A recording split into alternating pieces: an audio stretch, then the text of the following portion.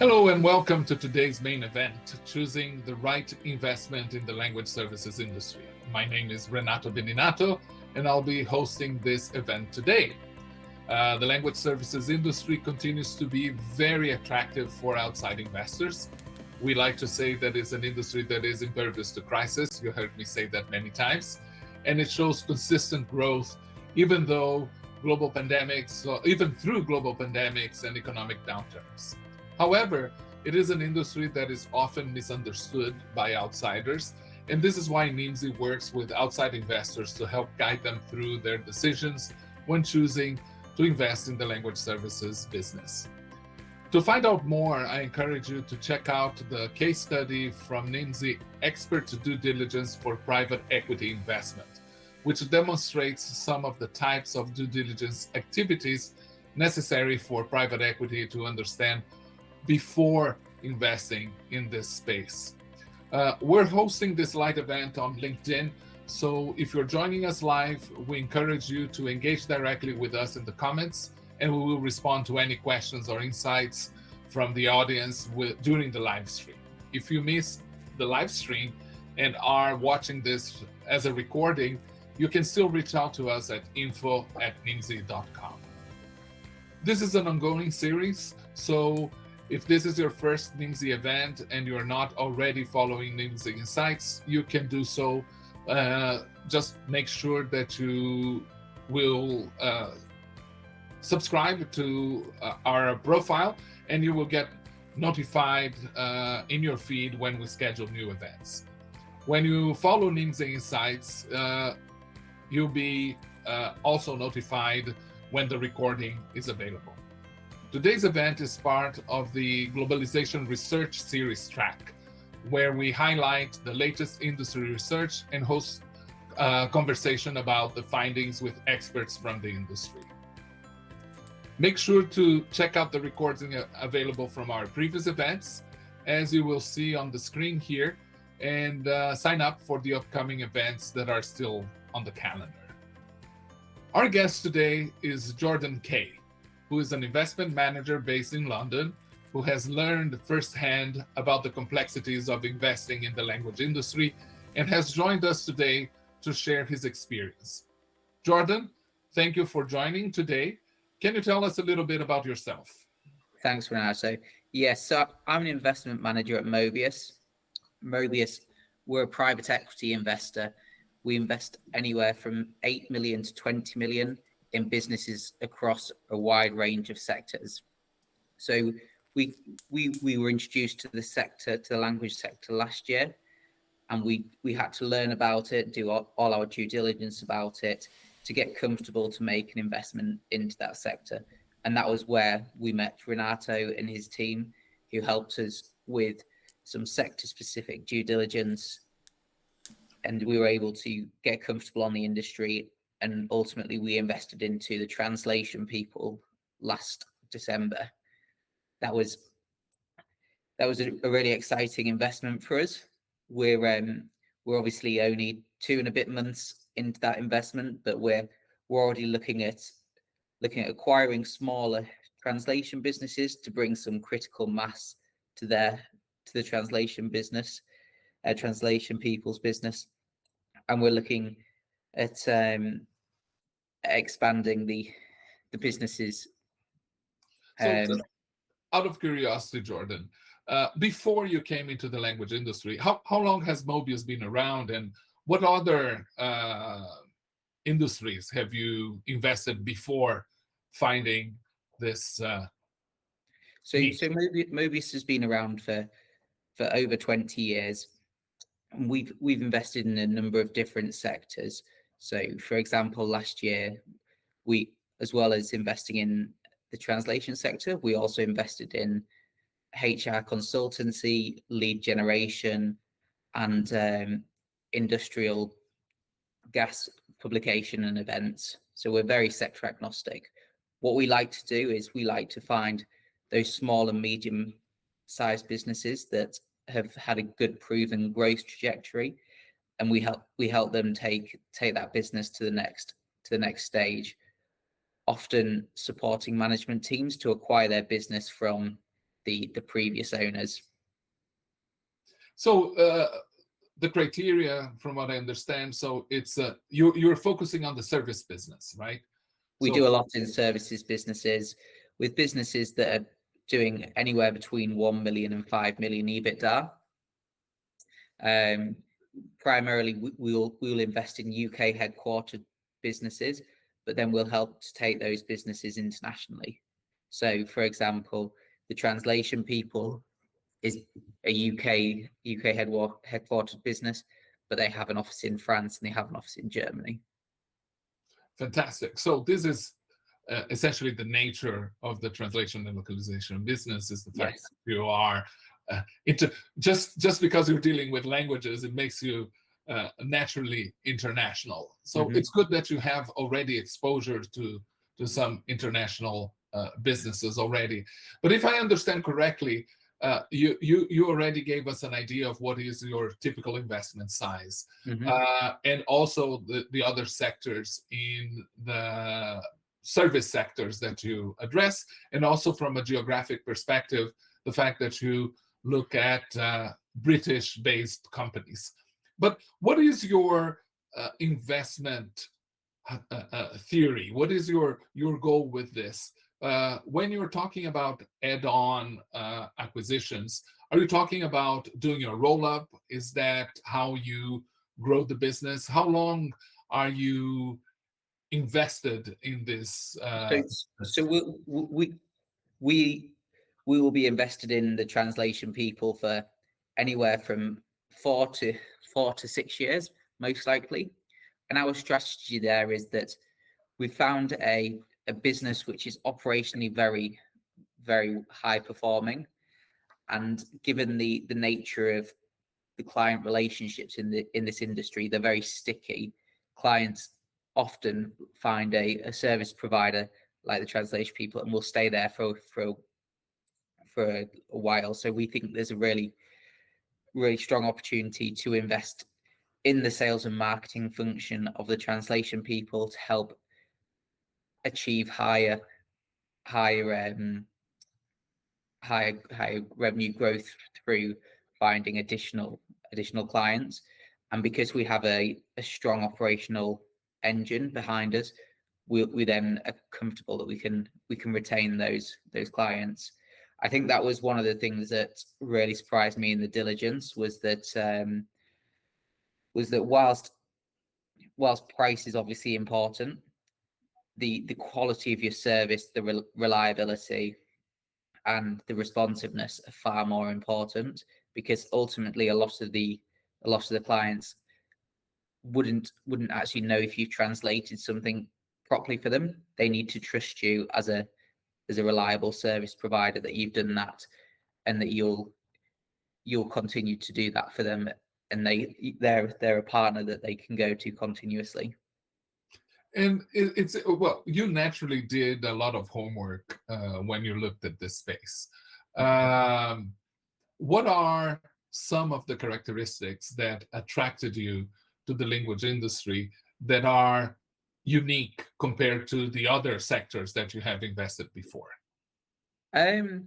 So, well, I wouldn't say any of these characteristics are particularly unique to this industry, but it's something that we really like. So, for example, the market is very large, and it's international, and it's growing. So, unlike certain industries, language service providers can compete internationally very easy. So they can have clients in the US, Europe, the UK, and it doesn't really matter where they're headquartered.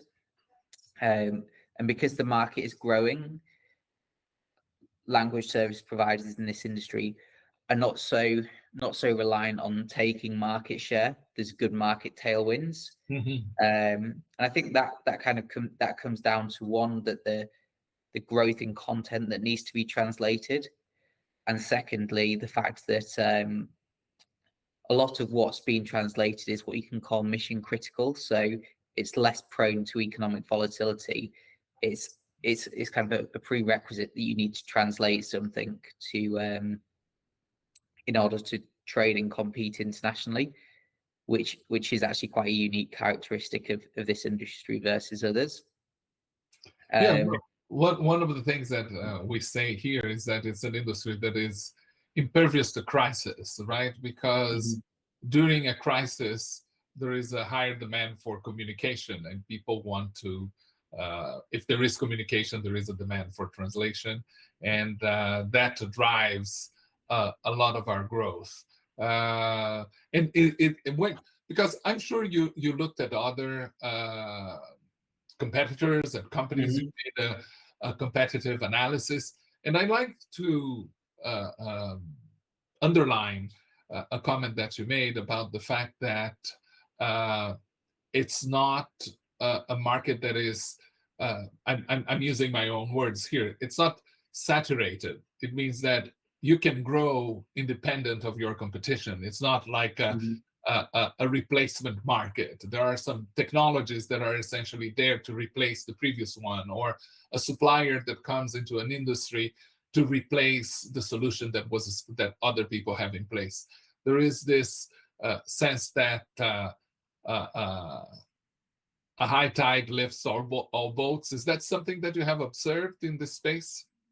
Yes, yeah. So I think we did quite a lot of due diligence around the market growth, and we were able to evidence that the market was growing at, I think it was somewhere between 8 and 10% a year, which is good. And as we've researched into smaller businesses in this sector as well, there is quite a common theme that a lot of those small translation businesses have also grown throughout COVID, which is obviously in the sort of recent history.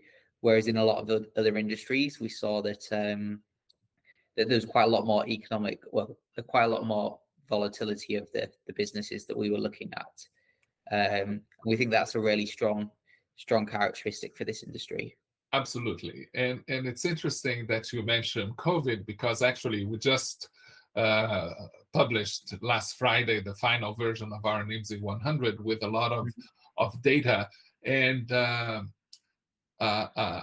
as I mentioned before, this is an industry that actually thrives in a crisis. So COVID brought a couple of advantages, brought up or put in evidence a couple of the benefits of an industry like the localization industry, because it was essentially already decentralized and already remote before it was cool to be remote.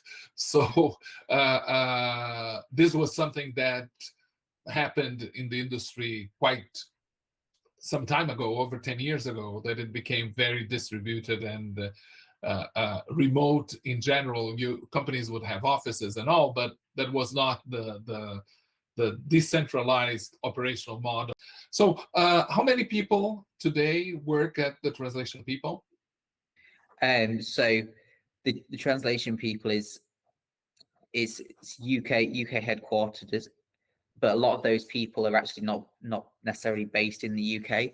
They're based internationally. So we have 4 offices in the UK, one in Birmingham, one in just outside of Manchester, one in Glasgow, and then one just outside of London. We have an office in France and an office in Germany. But actually, when we look at where those staff are based, there's a large number of staff which are based internationally. For example, in Romania, places like that, where it suits those individuals to work there for personal reasons, and that seems to be a strategy that's worked for the translation business. I think the interesting point is that it's becoming more competitive to hire now. Finding the talent is trickier than it once was, and there's a real competition for the best talent in the market. Well, it's one of the trends that we have noticed, that and this is not unique to the translation industry. All these offshoring models have been affected, and So you start offshoring to the offshore of the offshore in a way, right? So in the language industry in Europe, the nearshore solutions would be Romania, Bulgaria, and the really offshore would be places like Argentina. And there is a saturation because everybody found the recipe, and in the mid to the late 90s, early 2000s, this place was Ireland. So Dublin used to be the Mecca. Everybody wanted to be in Dublin. And then the talent pool started circulating from one company to the next to get races and so on. And there was a talent crunch, and the competitive advantage of lower salaries disappeared. And this is happening in our industry. So we're seeing people outsourcing to places like Vietnam, some companies looking at Peru, Colombia, and Africa as alternatives, which is a quite interesting new dynamic in this space. But another question, Jordan, as investors, you and experienced executives, one of the characteristics of the language industry, especially in the middle and smaller companies, is that they're usually founded and managed by non-executives, non-managers. They are professionals in the space. They are translators, they're project managers, they are graphic designers, whatever it was their original professional drive. So what kind of help does an investment company bring to an LSP, where in your case you described that the management team it was a management buyout, essentially. You financed the management team to buy out the owners of the company. What kind of support do you provide? How do you help them take it to the next step? So for example, when we completed the investment on the day of completion, we introduced a chairman to the business. His role is to help guide the business from a non-executive higher level capacity, bringing his experience from multiple sectors to this business. He's very experienced with acquisitions, so that's very helpful. We also introduced a very experienced chief financial officer, so he had experience working with private equity before, which is really helpful because when the business becomes private equity managed, there is more reporting, more in-depth financial analysis which is required, and so bringing him on board is really helpful for that.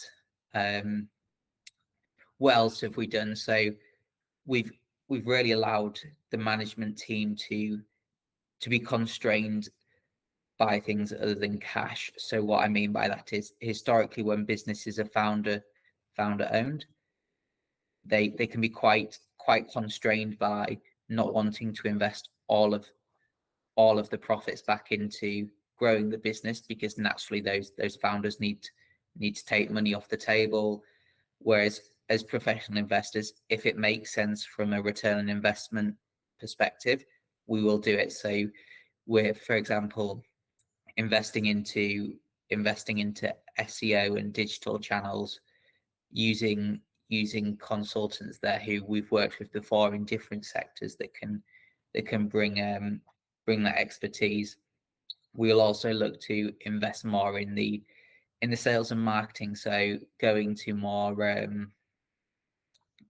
trade shows, exhibitions, making sure that there's enough sales managers in the team to really capitalize on that growth potential. Well, fantastic. And this is a dream usually for the managers and the executives that don't have that experienced view of the business side of the language services, right? Yeah. And this is something that you have built. How many people? Tell us a little bit more about Mobeus. How many people are there at Mobeus? How many businesses do you manage at the same time? That's something that is very interesting for a potential LSP that wants to be acquired by an organization like Mobeus. So what we do is we take money from professional investors, so pension funds, universities, councils, high net worth individuals. They provide us with their money to invest into small and medium sized businesses. There's 15 of us at Mobeus who look after that money for those investors. And what we do is we spend the majority of our time going out trying to find interesting opportunities, interesting businesses to invest in. And then once we've found those businesses, we'll work with them for a period of anywhere from 4 to 8 years to help them grow. And after that period of 4 to 8 years, those businesses have probably doubled, tripled in size, and to be honest, probably outgrown us and are looking for the next investment round, someone who can bring more money to the table. We generally invest between 8 and 20 million, whereas by the time we've supported those businesses, they'll be looking for someone to invest double that. So we're really with those businesses for only part of their journey. So you bring them together, you develop them, you put them into a more professional wrap, let's put it this way, and then so this is a way for management teams and investors that want to be involved with the growth of the company, right? Because the real benefit is in the second exit, when after you've come in, you did your professional investment and support, when you sell to the next buyer, that's an opportunity for the management team and the owners, if they stay as partners in your business, to have a real kicker, let's put it this way. Absolutely, yes. Yeah, we like to think that we can help those management teams and those involved in the business to achieve something which without us they probably wouldn't be able to achieve, perhaps because they've not got the financial capabilities to be able to invest for growth and invest for the long term. I think that's something really unique about our industry. We're able to take those longer term decisions rather than having to be particularly risk averse and looking only for the short term, because we realize that that you have to invest for growth. So of all the industries that you've been exposed to, Jordan, which one is the most similar to our industry? So just talking slightly more broadly, I'd say I think that there's a lot of similarities with the language services industry and other project management industries in general. Mm-hmm. It's all about you being able to match the client's demands with the ultimate supply through a very efficient operational process, and you differentiate yourself here by being more responsive, higher quality of service, meeting the client's needs to a better extent than someone else. And if you do that, you will generally have quite sticky customer relationships, mm-hmm. and price is not as important. Not to plug in too much, but Tucker, my business partner, and I wrote a book exactly about that, describing the general theory of the translation company, where project management is the key feature of this business. But in your investment portfolio, is there an industry that has some parallels with our industry? And this is a real curiosity of mine. Mm. I don't know the answer. I'd say, I'd say potentially not at the moment. We've got quite a number of consultancy businesses in which which are selling consultancy services. The language sector, I think on the localization side is quite similar to many consultancies. On the general translation side, it's a bit more process driven than consultancy. We have a publication and media events business as well. So that's quite different. That's yeah, it's very different because you're selling in an events business. You're basically selling space and yes. exhibition space and sponsorships and things like that, which are different from ours, where we're selling. Actually, we say we're selling words, but we're actually selling project management converted into words. Words is just the taximeter telling us how we're progressing. That's quite interesting. I think we had a little bit of a disruption in the broadcasting of the event, so we're missing some interactive questions from the audience, and so this is why I apologize to our viewers that I'm not engaging as much with the audience as we would usually do. But in any case, Jordan, in terms of the future, right? We are going through this week. A couple of things are happening that this is the beauty of business. You can try to forecast as much as you can, but you can't plan that there is going to be two big banks that are going to crash in one day, and then on the other side that OpenAI is going to launch a new version of ChatGPT, which is all the talk about in the industry today. So exciting times to be around. In any way, what is your, based on the due diligence and the studies and the work that you have done, what are your expectations for the language business in the next couple of years or 5 years, whatever the time frame is for you? So I'm not a particularly technology focused person, but what I do think is that I think that translation businesses will probably need to become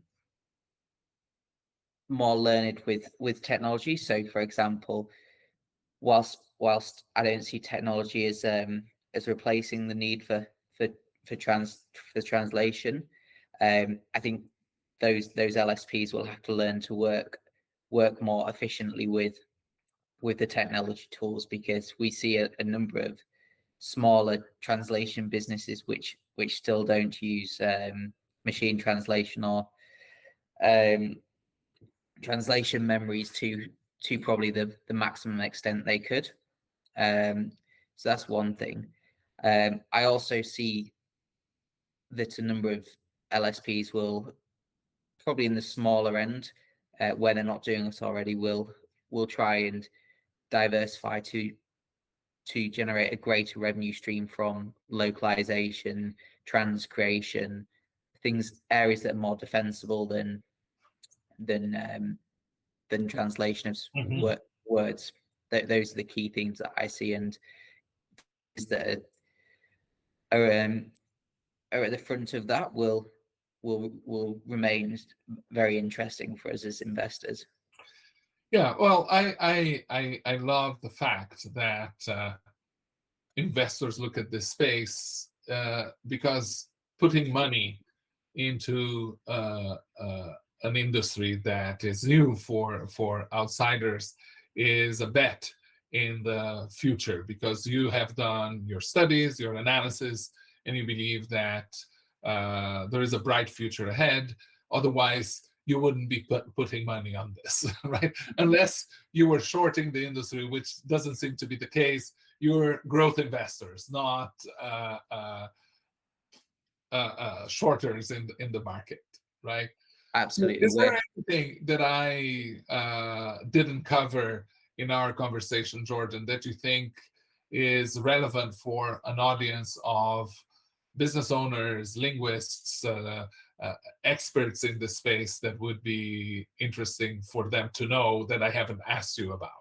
No, I think that's had a very extensive conversation. I think one thing that I would say is that we do come across a number of smaller businesses where the teams are quite lean, and the owners of those businesses are perhaps getting to the point of where they'd like to retire, and that's something where we think we've got a really interesting solution. So we're looking to acquire smaller businesses to join the Translation People group, and for those smaller businesses, we're really focusing on, one, the culture, to make sure the teams gel well, but two, also investing for the benefit of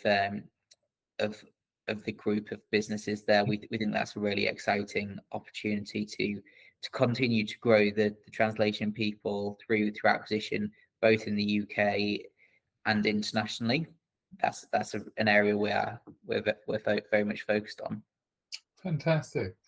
So Jordan, I'd like to thank you and everybody for joining us today. Whether you're joining live or watching the recording afterwards, please also join me in thanking Tucker Johnson in the background, putting together and making this live event work. And Jordan, thank you once again. Thank you.